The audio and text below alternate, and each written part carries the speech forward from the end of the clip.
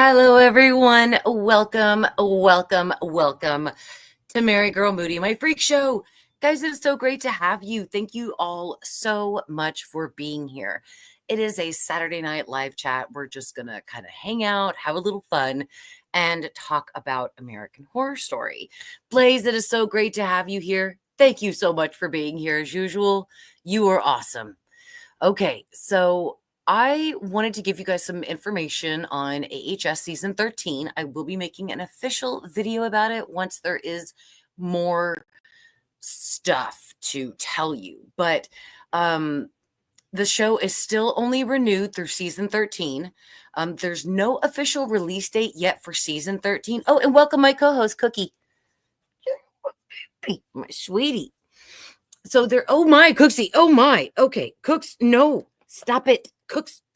Oh my. Okay, I didn't think my co-star would take everything over. Woo. Okay, I think he's trying to say he's sorry. I know, sweetie. I love you too. Go on, baby. Just don't knock. Yes, it's all right. Just don't knock over the computer, okay? Okay.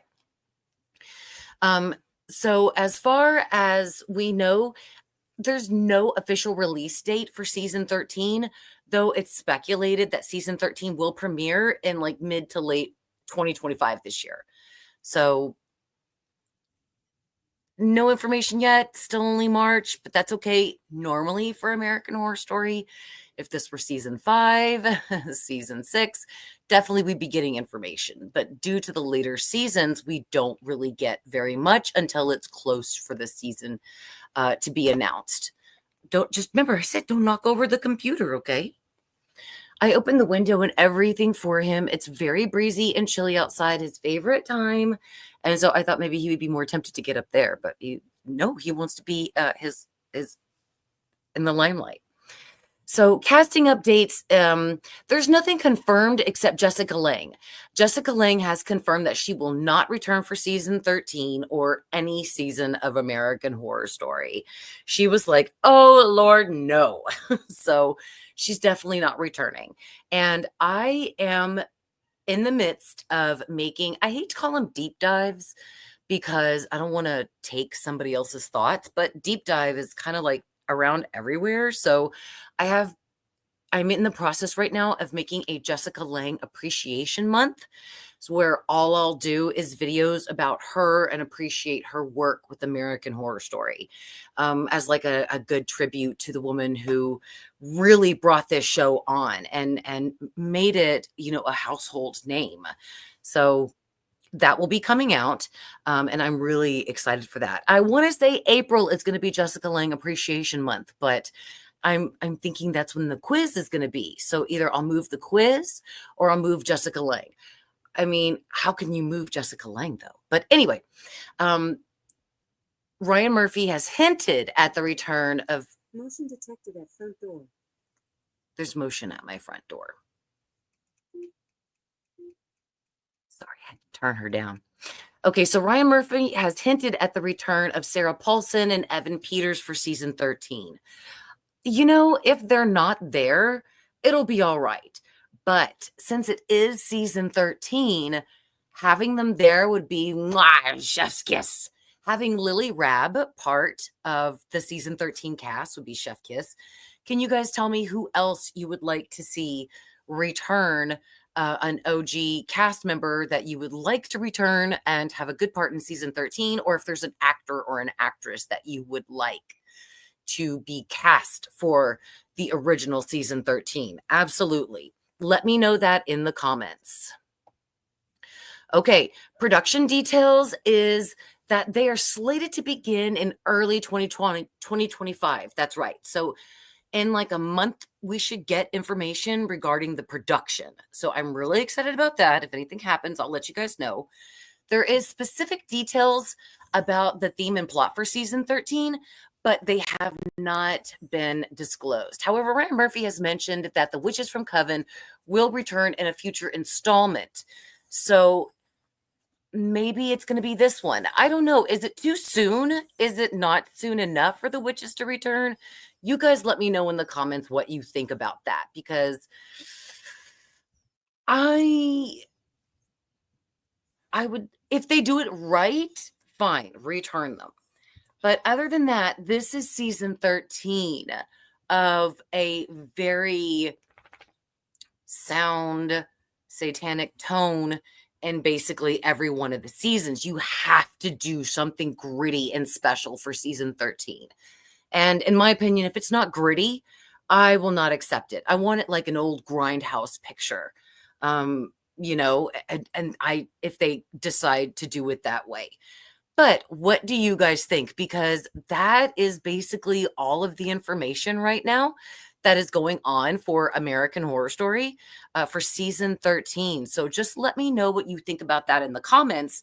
I'm going to take some comments, and then there's some things I want to show you guys that I have been doing for the channel. If you're a channel member, more than likely you've already watched it. If you're not, this will be new and exclusive for you. I was just making sure that's not a tick. Right here in my babies. No, lift your head up. I got to make sure that's not, no, it's not a tick. He just needs a bath. Okay. My baby just went outside recently and he's got white fur. So I always know if he has any kind of, there's rarely any ticks, but it will happen. So I like to always check them. Yes, I know, baby. Okay, let's take some comments. Matt, so glad you are here. And Blaze, Matt, thank you so much for saying hello to Cookie. Blaze says, I heard this season will be taking place on a farm, and I heard Sarah is coming back. Ooh, on a farm. That would be awesome. The Alpha says, if there's ever a final season, hopefully she'll make a last appearance. Yes. And that's the thing. I haven't heard anything about American Horror Story being renewed for season 14 or anything past season 13. So it's very probable to speculate that this might be the actual final season. I'm really sad about that. However, it's a good run. I would rather the show go out with a great bang rather than be booed off the stage, because that's my show. It's same thing with Ash versus Evil Dead. They only had 3 seasons, even though I wish they could have went to further seasons, like to 4, 5, 6, 7, 8, 9, 10. But the 3 seasons that they put out were solid and fantastic. And therefore, I would rather have 3 great seasons of Ash versus Evil Dead rather than 6 seasons of crap, that I wouldn't watch, that I just have as in my collection. So I really am going to appreciate them if they put more thought into season 13. And if they need help, I'm right here. I am right here if they want any kind of help for season 13. I got ideas. I got a season. I got character. Yes, I do. Why don't, come on. No, oh, baby. Wow, that hurt. I know you hurt, Mommy. I know you didn't mean to. Come on. No, come on. Come lay up here. Come lay up here. Come on, Cooks. Come on. Good boy. Thank you. Sit. Just sitting there staring at me. So, yeah, I mean, that would absolutely be fantastic as long as they do something great for season 13. All I want is Billy back. I know I definitely want Billy Lord to rejoin the cast. As far as I know, she should. I don't know of anything that she's got going on right now, but then again, I'm not like her assistant. I have no idea what she has going on. The new episodes of 911 are out. I would definitely have to check that. I'm going to be catching up on Yellow Jackets, so I want more Angela Bassett. Yes, that would be great if she definitely returns. Yes. Blaze says Lady Gaga needs to come back. She definitely does. But it seems like she had such a terrible time on set, excuse me, that she won't come back. And that makes me really sad, because it would really be nice to have her come back in season 13 as Sexy Scavenge. That's what I want. That's all I want. If she could please do this for fans. He did this a lot when I was recording earlier. Just get used to it. I definitely do. The window's open. He sees a squirrel. He sees something out there and he wants to protect us from it. So, yeah. Okay. it really would be nice for Lady Gaga to come back as Sexy Scathach for the final season of AHS. Maybe finally connect her to the coven, to the witches, everybody. That would be absolutely fantastic. Lucas Shaw, so glad you made it. Thank you for being here. White Bear Productions, so glad you're here too. Imagine if it ends in a book saying American Horror Story on the cover. That would actually be pretty good. I'll take that as long as, it's done well. Blaze says Cookie is looking for attention. Yes, he sure is. Bougie Barbie, thank you so much for being here. I really appreciate it. Guys, if you are enjoying the streams, please don't forget to like them. I really appreciate it. And of course, commenting and interacting also helps boost the algorithm and it supports your girl for free. So thank you all very much. And if you're not subscribed, please subscribe. Bougie Barbie, so great to have you.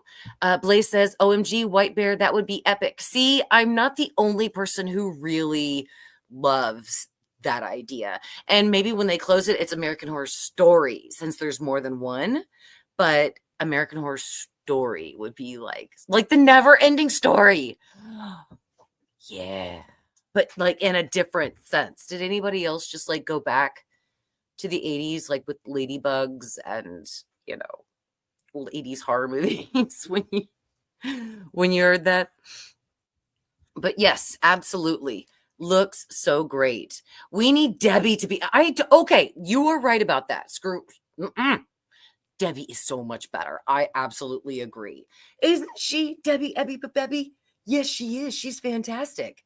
Yeah, I absolutely agree. And Debbie is fantastic when it comes to connecting seasons together, really reaching in deep and thinking hard on those crevices that we normally don't think about, but she does. So I really enjoy having Debbie. Cooksy, baby, come on. Seriously, I can't get you to comments with your little head here. Okay, here we go. Matt says Frances Conroy, Kathy Bates, and Angela Bassett needs to return. I agree. I very much agree. Buffyville, oh, so glad to have you. Thank you so much for being here. Says, after saying no, never again, I read Bruce said that he's now open to ideas for appearing in future Evil Dead movies. I know, right? He officially said that because season 3 was done of Ash versus Evil Dead, because he's done with the series. He was done with Ash. He retired the character. That's officially what he said, is he retired the character. It's time for somebody else to take over, not being Ash, but just the franchise. And that's why they did Evil Dead remake and then The Rise, which he just did the voiceover for. I'm sorry, Cooksey is moving the computer. So yeah, and now he says, oh, sure, I'll come back. Oh my gosh, Bruce, you're just like a little Ross Perot. You can't make up your mind. Oh, Cookie. No, hold on, honey. You have hair coming from your mouth. Why don't you get that in there? Okay. Thanks. Great to be here, Bougie Barbie. Yes, we're glad to have you. Blaze said, what is your favorite horror movie of last year? Mine is The Substance. Mine, of course, remember, Terrifier 3, always 100%. I'm going to give Art the Clown the attention he deserves. Kesh, so glad to have you. No one else can play Ash. Right. Like I said, I don't think anybody's going to play him if the last time he spoke that he's open to coming back as Ash. But before, he was like, nope, Ash is retired. Nobody else can play me, but they can continue on in the franchise. Okay, baby, seriously, mommy really needs to do her stream. Come on. No, come on, Cooks. I know. Come on, Cooks. Let's go. Good boy. Come on, jump out there and protect us from squirrels. Okay, I guess that's a no.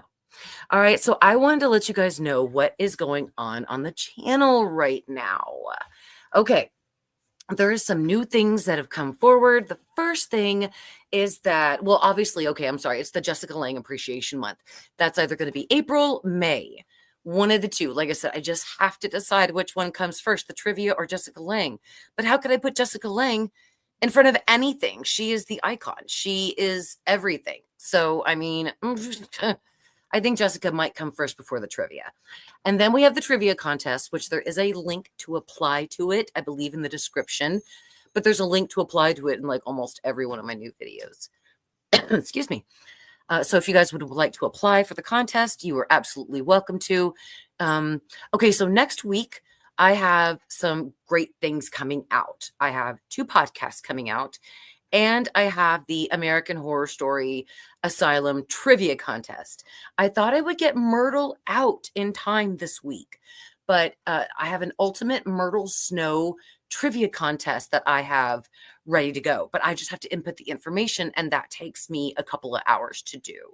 So, since I'm working on Jessica and other stuff right now, and one big major thing, which I'll tell you about at the end, I wanted to just try to make room for everything, but Myrtle's probably going to be in 2 weeks. And then I'll do the Coven trivia probably with that to associate the two. So you'll probably get either 1 to 2 trivia quiz a week. You'll get 2 podcasts a week. And then we'll do Saturday night live streams.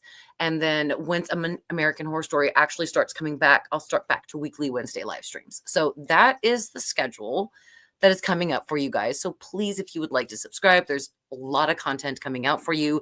Channel members, patrons, there's a lot of content available for you right now that you're going to get like weeks, months in advance because I'm presetting everything. And now that YouTube has actually made it easier to set it from members to public, it's easier to do. So patrons, channel members all get first looks at everything. And exclusive information. They get to pick theory topics and all that stuff. Now they'll get to pick podcast topics, all that stuff.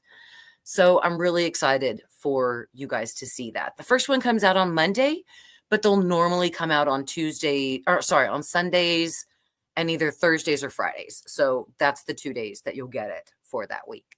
And it'll just be covering American Horror Story random topics, just things that I think you guys would like to hear. Some of them might review some of my videos, or some of my theories, but mostly it's topics that I pick. It's scripts that I write. It's everything is me. I'm just not the voice. So it's so much easier since I don't have to do the recording. I don't have to do the audio editing. It's just all I have to do is just, it literally takes just 5 minutes. So yeah, thank you all. Okay, so the last thing I wanted to talk about is my American Horror Story. Yeah. Now you're thinking, what is your American Horror Story, Mary? I have been telling you guys for years, that I created an American Horror Story of what I want to see, of what I want. A season that I want, with the characters that I want, with the actors and actresses that I want. All of it is exclusively written and picked by me. There's 13 episodes, and I have it all, well, not complete, but it's the American Horror Story season that I wrote. I've been working on it for so long, and it's finally at a stage right now where I can actually start piecing it together and putting it out for you guys to judge and cringe on. So yeah, there'll be absolutely that there for you guys to have fun with. And I'm really excited. It's called American Horror Story Mortuary. And that is my season that I have written for American Horror Story. So it is just a fan thing. Like I said, I wish American Horror Story would see it and then ask me for help. And then I'd be like, okay, first off, you need Debbie, Ebby, Babebby. And then if she can't help you, or if you still need help, then I'll help you. But I mean, this is the one that I would want to see. So American Horror Story Mortuary, the actual episode and breakdowns of actors, actresses, and the actual story cohesive is going to be coming up for you guys. It's not going to take very much longer to finish. Like I said, I work on this like from morning till night. So it won't take me very much longer to absolutely get this done. Okay, so thank you, Ivania, for being here, and thank you for your support. You are so sweet. John Doe says, hello, Mary. John Doe, hello to you too. So glad you're here. I love the idea of Frances Conroy returning, but she's retired from acting as of 2023. You know, I don't blame her. She's had such a great run. But you would think if the witches are coming back in maybe season 13, if that's what they're planning on doing, they have to have Myrtle Snow. They have to. But then again, oh shoot, I would need to watch Apocalypse to remember exactly what happened to Myrtle, because I think she went back after she helped Cordelia. So, okay. Anyway, but yeah, I absolutely would love to have Frances Conroy back. I'm glad she went into retirement. She deserves it. But if they actually do a Coven series for season 13, they need to have her back. Unless Myrtle is not in the show anymore. I signed up for the quiz this morning. Thank you so much, Blaze. I really appreciate it. Ivania, there should be a link in the description. It might be at the top that says apply here for the contest. If not, it's in my community posts. The link is there in my community posts. So, yeah, absolutely. You could definitely sign up for the quiz. And I apologize that I am not 100% on when the quiz is going to start, because it depends on how many people sign up and the prizes that I can get for the winners. I'm just trying to finalize that. It might take me another week or two, but by that time, you absolutely will have the information regarding final information regarding the contest. So yes, like I said, it's in my community post, or it should be in the description. If it's not, I'll make sure it is after the live stream ends. John Doe says, Mary, I would love to see your American Horror Story. You're very talented. Thank you so much. I really appreciate that very much. Thank you. Thank you, Blaze. You're excited to see what I put out. Thank you, White Bear. Thank you, Cash. Absolutely 100% the final season should continue from Apocalypse's ending. Yes. At least like round out the season at like in a nice little bow and tie everything up together. But Sexy Scathach has to return if they're going to do season 13. We have to have her return. Matt says Myrtle Snow was retcon when they set and was never brought back. That's right. There was no need to bring her back. So you're right. If they do that, they don't need to bring Myrtle back, because her portrait, that's right, I believe was painted and put up in Miss Robichaux's Academy. So that would definitely make sense. So, okay. Thank you so much, Matt, for telling me that very much. Okay. So one of the things I definitely wanted to show you guys tonight is a podcast that I made. And I wanted to show it to you guys and get your thoughts on it, see what you think. I made this, I have made many others, but like I said, the script is all mine and it's just read by two people. That's it. So I wanted you guys to listen and tell me what you think. And since whoever's here tonight, you get an exclusive look at this podcast. So thank you all for being my guinea pigs. And again, don't hold back. All of your feedback helps. So I really appreciate it. But if you guys would like to get ready, because today now we're going deep into horror. Ooh, fun. Listen to it. Yeah, it should be really and interesting. You guys can tell me what you think. We're tackling a listener submitted list, and it's all. Ooh, sorry. Okay, so get ready, because today we're going deep into horror. Ooh, fun. Yeah, it should be really interesting.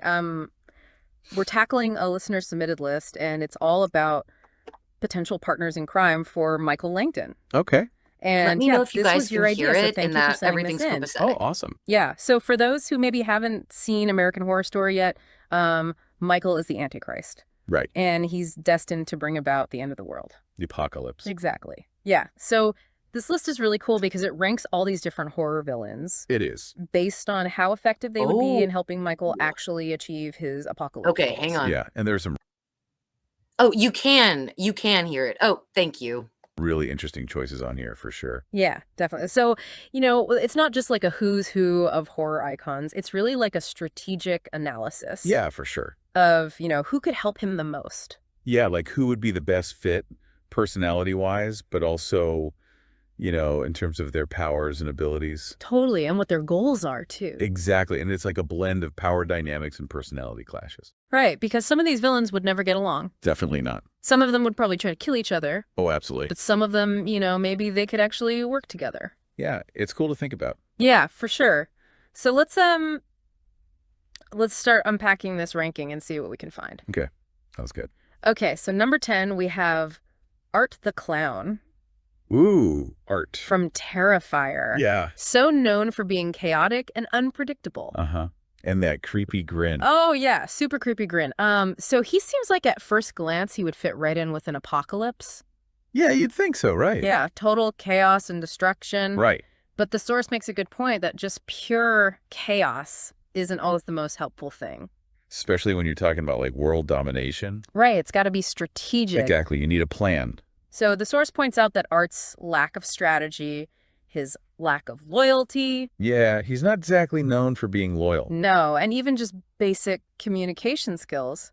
He doesn't talk much, does he? No, not really. Makes him more of a liability. Yeah, I mean, he's all about that immediate thrill, you know? Right. He's not really a long-term planner. So he's more likely to like accidentally ruin Michael's plans? Pretty much. Yeah, he'd be like setting things on fire just for fun. Yeah, exactly. Not very helpful. Not the strategic mastermind we might expect. No, not at all. So yeah, Art the Clown, not a great partner for Michael. And the source even says that he might turn on Michael just because. Wow, just for the fun of it. Yeah, pretty much. That's not good. Not a good foundation for a partnership. Definitely not. All right, let's move on to number 9, Jason Voorhees. Ooh, From Jason. Friday the 13th. A classic. Yeah, so we're talking about brute strength Uh-huh.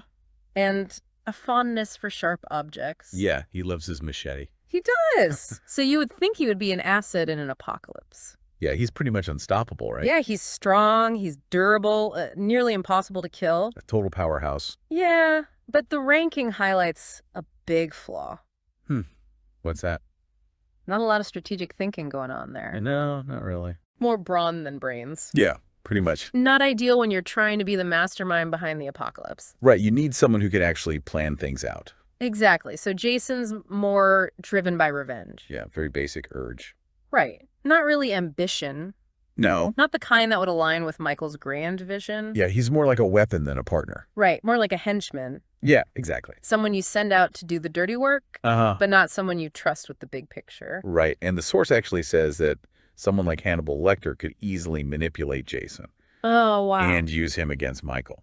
Interesting. So brute force alone isn't enough. Nope, you need more than that. Okay, so what about a villain with a sharp mind? Okay, I like where this is going. To match Michael's power, coming in at number 8, we have Leatherface Leatherface. from the Texas Chainsaw Massacre. Another classic. Yeah, so this is another example of raw power Yeah, he's definitely got that. with limited strategic thinking. Yeah, not a lot of deep thoughts going on there. No, he's terrifying. He's obedient.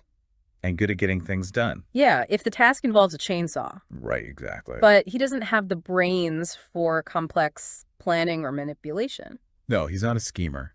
And honestly, his primary motivation is family, Yeah, he's a family man. not global annihilation. Not really. I'm not sure a chainsaw-wielding family man really fits the Antichrist vibe. Yeah, their worldviews don't really mesh. Definitely not. All right, so Yeah. let's move on to a more intriguing contender. Okay, this should be good. Number 7, Pennywise. Ooh, Pennywise. This shape-shifting, fear-feeding entity from IT. Now, this is where things get interesting. Yeah, Pennywise can shape-shift, manipulate minds, feed on fear, all very apocalyptic sounding, Very powerful. and he's practically immortal. Right, so surely that makes him a strong contender. It does, right? You'd think so. Yeah, but there's a catch. Okay, what's the catch? His motivation. His motivation. He doesn't really crave world domination. He craves fear.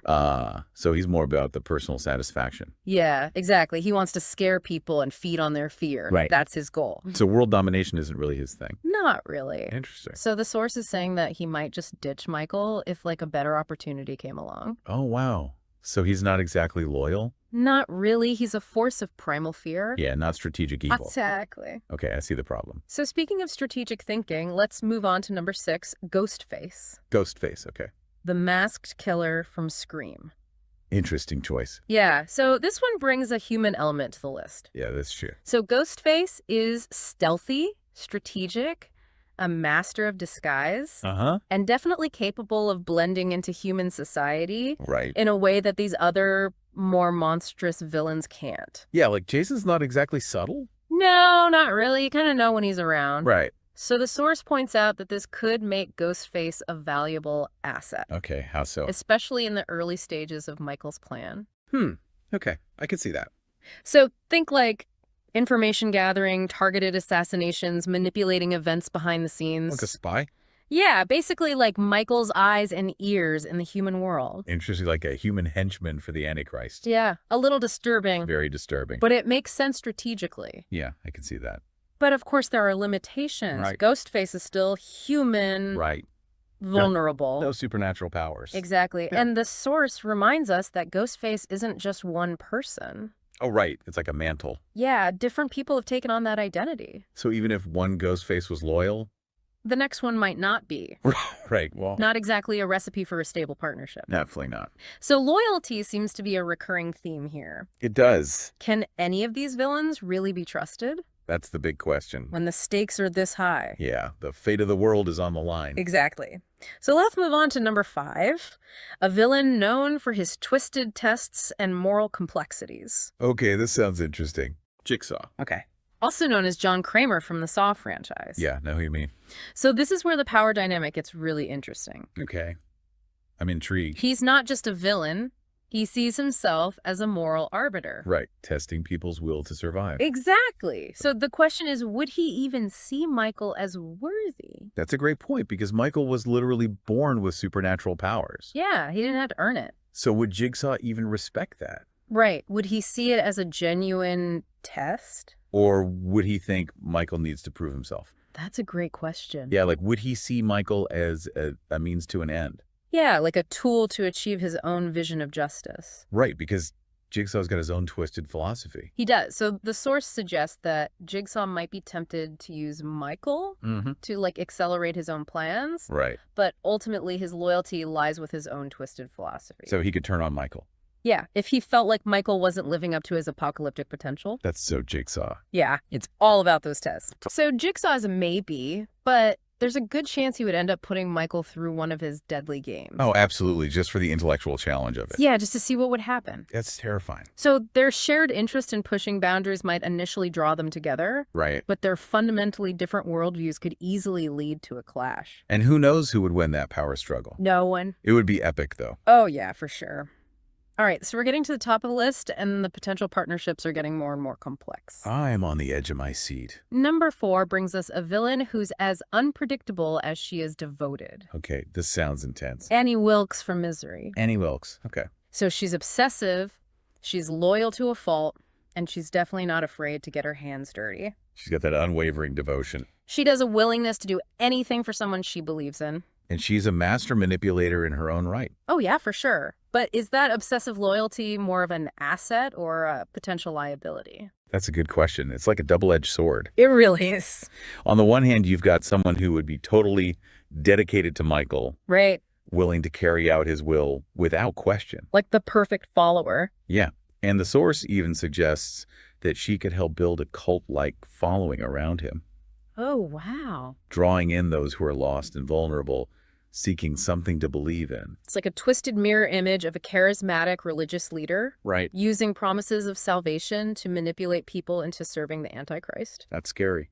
It's disturbing, but it definitely plays into those fears that people have about religious extremism. For sure. But the source also points out Annie's instability, Right. her tendency to lash out violently if she feels betrayed. Yeah, she's got a temper. She does.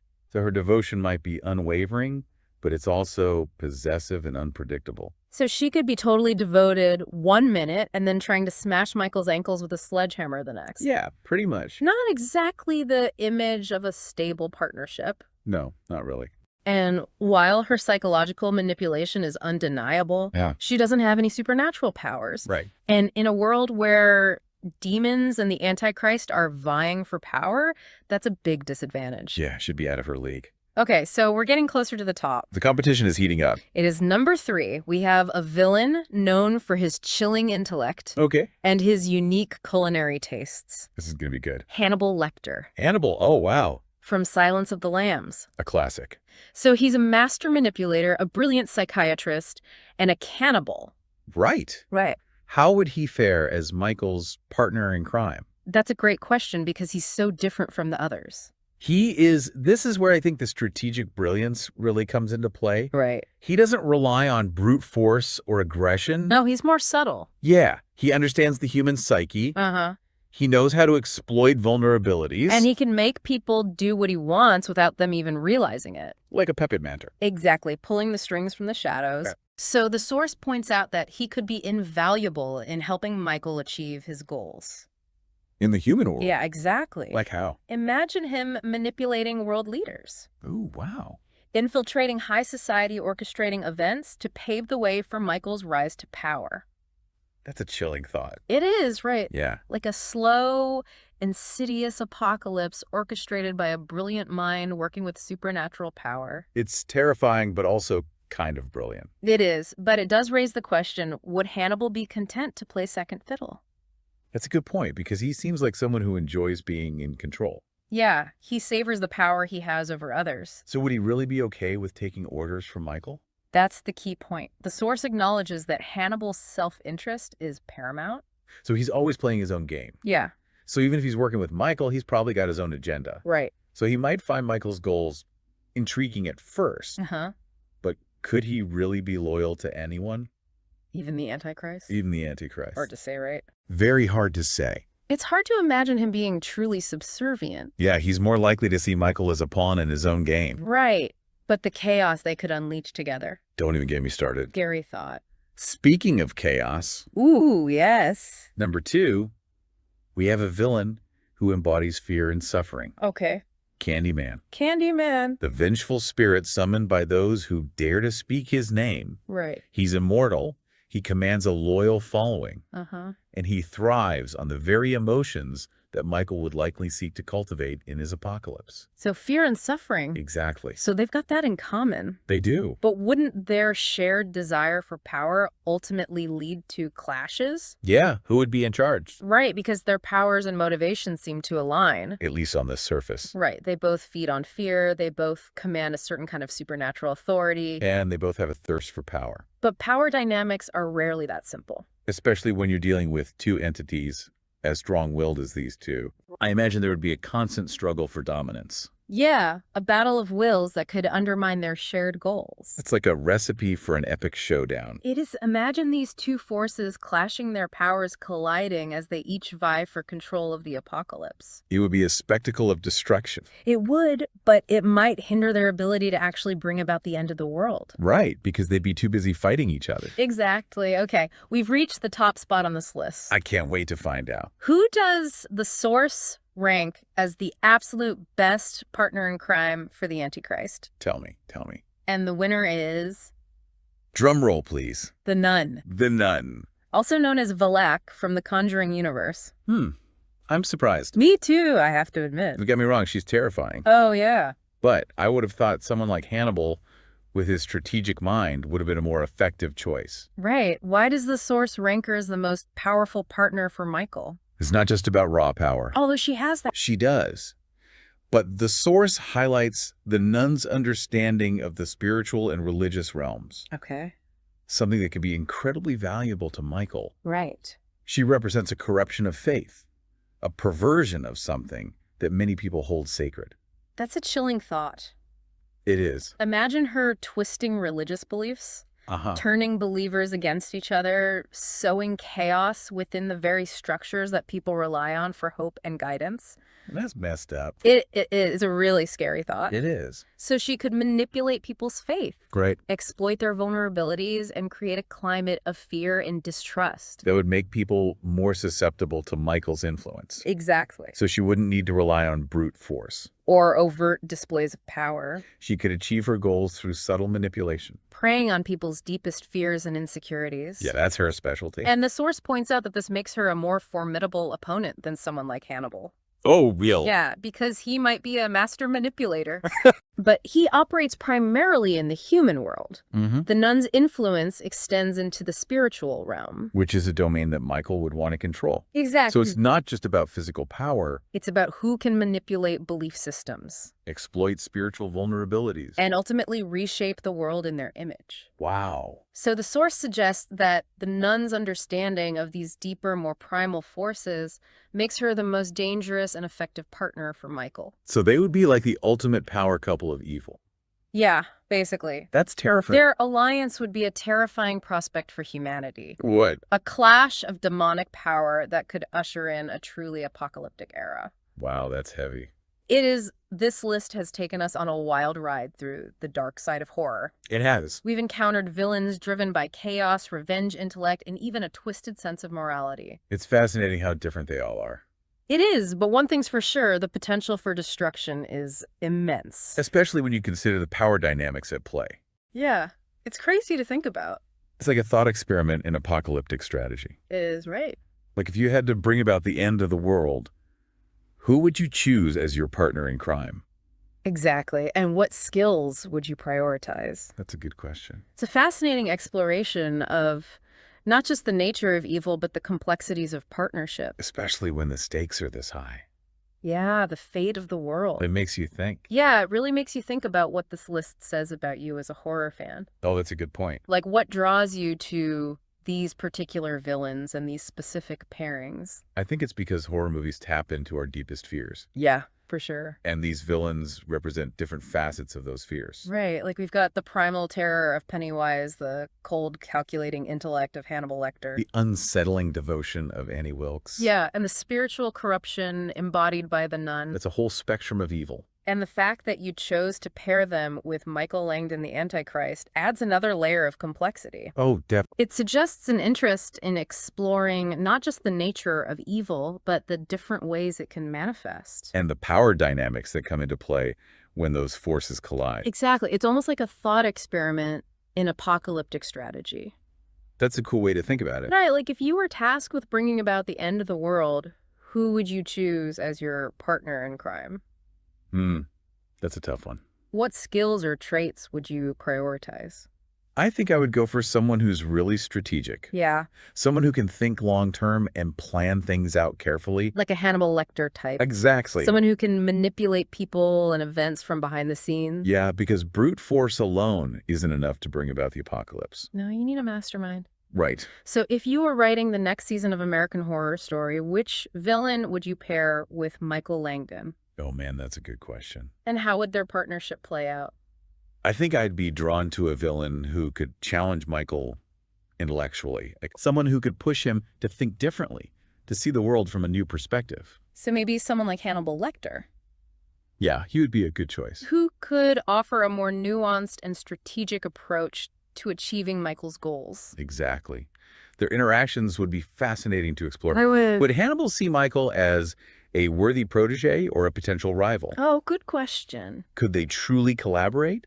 Or would their shared ambition ultimately lead to betrayal and conflict? It's like a recipe for disaster. But a very entertaining disaster. Oh, for sure. And imagine the psychological games they could play, the subtle manipulations. The battle of wits between two masterminds. It would be a chilling spectacle to behold. And it certainly would. Well, there you have it. A deep dive into the terrifying world of apocalyptic partnerships, all thanks to your intriguing list. It's been a wild ride. It has. We've covered a lot of ground, from chaotic clowns to fear-feeding entities to the ultimate demonic power couple. It's been a thought-provoking journey into the dark side of horror.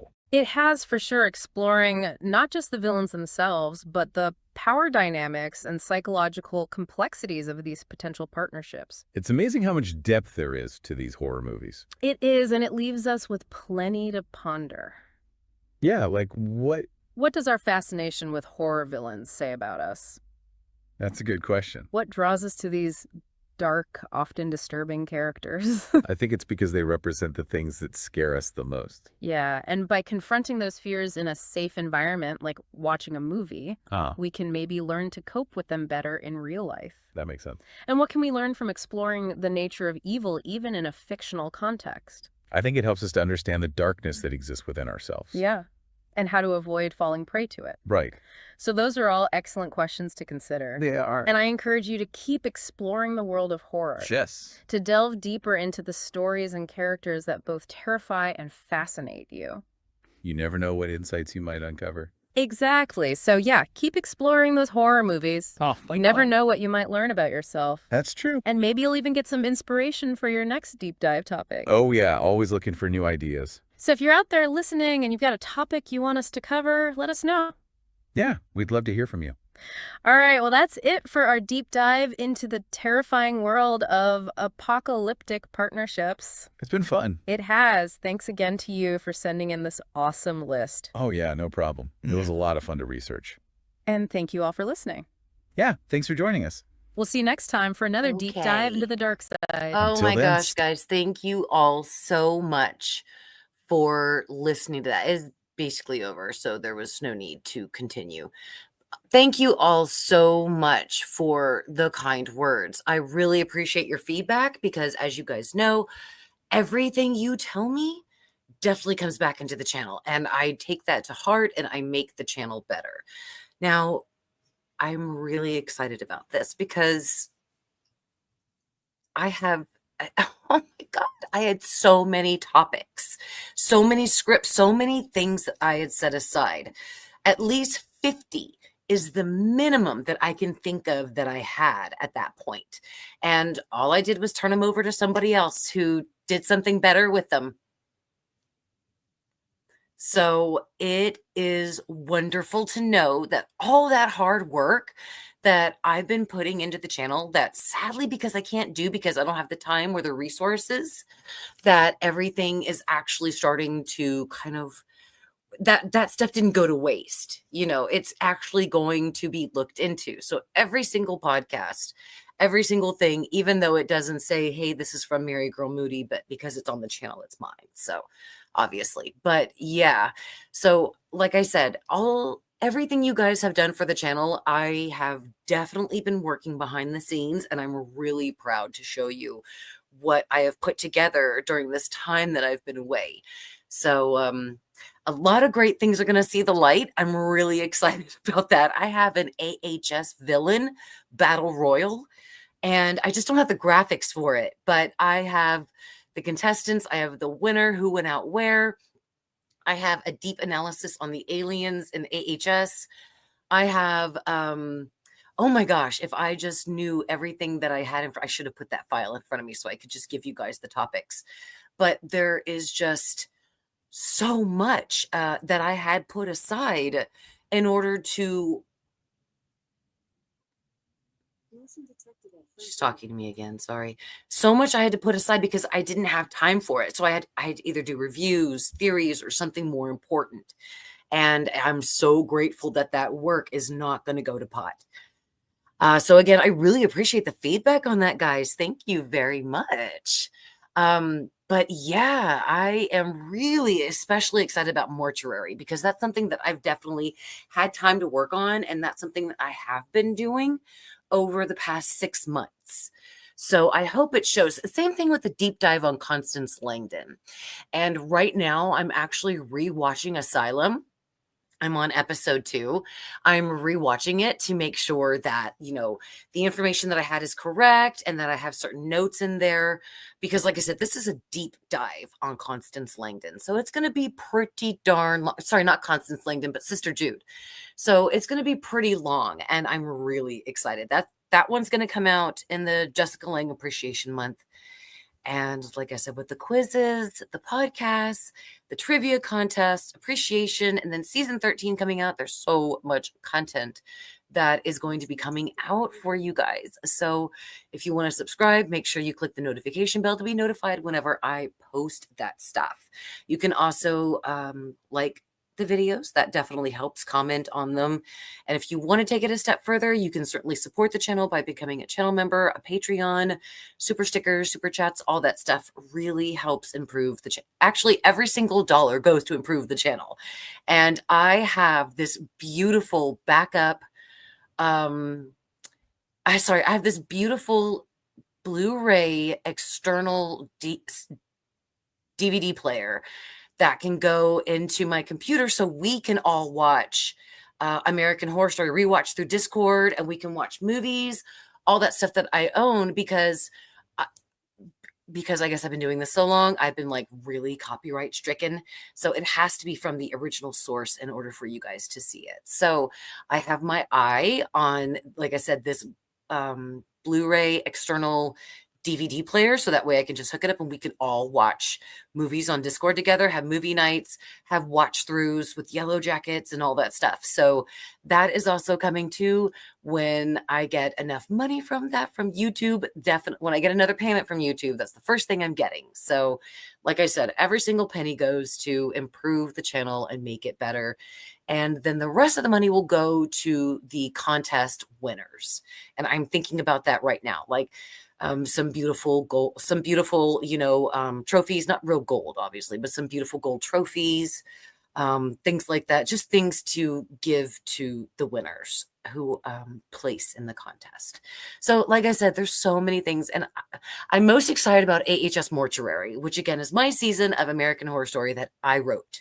I wrote it. It's my American Horror Story. Every twist, every turn, every storyline, every character, every arc, mine, everything. Mary Girl Moody. So I'm really excited. I understand I'm going to get a lot of criticism. No big deal. You guys know me. I take criticism very well. I only care really what I think and what y'all think. I don't care what haters think, but I care what people who have constructive information think. So I'm really excited to see what people say about it, and maybe it will reach the right people. I don't know. And I'm also looking into a video editor right now. So that's really exciting. Like I said, if these things really happen for the channel, then this wonderful extra stuff will come to you. So keep your fingers crossed. Anyway, okay, so let's just do the rest of the stream with just some Saturday night chat. What you guys are doing, what you guys are watching, what you're talking about. Because again, I'm rewatching American Horror Story Asylum, and I am on. Oh, thank you so much, Cash, for being a new member. I really appreciate it. Once the live stream is over, you can definitely go over to the membership perks, because I don't know what level you are, but you will get to be able to watch those podcasts and all the extra stuff that's coming up and that has been posted already. So you are so wonderful. Thank you so much for your support and for becoming a channel member. I really appreciate that. So what else are you guys going to be doing tonight other than like thinking about AHS? Because that's what I'm going to be doing. Like I said, I'm on episode 2 of AHS Asylum, which again is one of the best seasons to rewatch, in my opinion. So yeah. But I haven't been able to really rewatch AHS 1984. It's been a really long time. I'm really excited. I'm thinking for my birthday or something, I might get AHS 1984 on Blu-ray. But we'll see. We'll see. Anyway, so I'm almost ready to see The Substance. I found out how to get Yellow Jackets. And I believe once I settle the Jessica Lange stuff and get the quiz stuff all settled out too, I'm going to watch Yellow Jackets and review obviously every episode up until then and then continue. So I'm really excited. I'm sorry I'm a little late with that. I didn't think I would be able to see Yellow Jackets due to the fact that it was on Showtime, but Ebby Babebby showed me how to get it. And yeah, I can certainly get it. So everybody give that beautiful woman a round of applause in the comment section. I am so ready. I'm going to watch Yellow Jackets and then The Substance. Well, probably do The Substance first because Yellow Jackets going to be a little longer. But then I'll do The Substance and then I'll do Yellow Jackets. But yeah, I am really excited to see The Substance. I hear how well it is and how well Demi Moore is in it. So really excited. But yeah, everybody show Debbie some love in the comments because she is badass as always. And yeah, I think, maybe tonight, my husband was so awesome. He made spaghetti for everybody. My son is having some friends spend the night, my oldest son. So I'm going to coax them into watching The Evil Dead tonight or scaring the crap out of them. One of the two. You know me. I mean, they're 16-year-old boys. You got to like have a little bit of fun with them. So I think I'm going to like play a prank and like scare the crap out of them tonight. That's going to be so fun. So fun. Yeah, that's basically going to be my night. And of course, paying attention to my cookers and the rest of the videos. I haven't received anything new as far as my collection. And as far as I know right now, there's really nothing else to show you except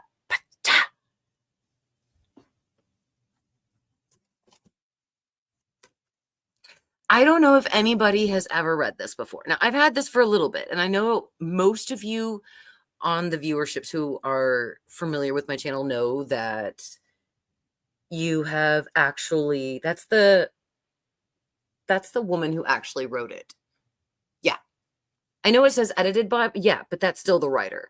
And I have to say, this is actually how far I've gotten on the analysis, which is pretty far. It is a really good book, and where I get a lot of great information. It's even got a Myrtle Snow. It's even got a Myrtle Snow section, and I really like this book. If you guys ever have your chance to get your hands on it, go for it. I found this at half price for just $9. I was a really, really, really beautiful find. And there was one thing I was going to show you guys. Well, I mean, I guess while we're talking books, there's a great book by Marianne Moody called Regina.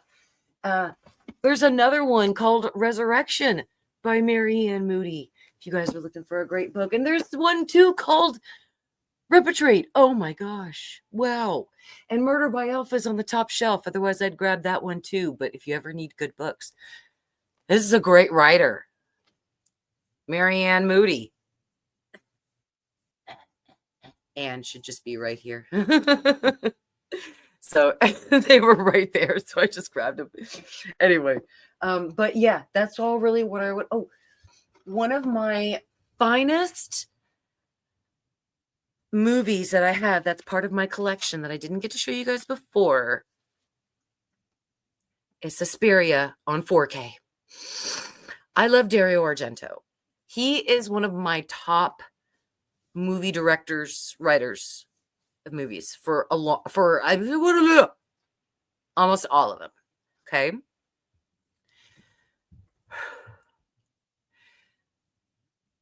Profondo Rosso is my favorite. That's his, like, really, that's, like, in my opinion, his best, which is Deep Red.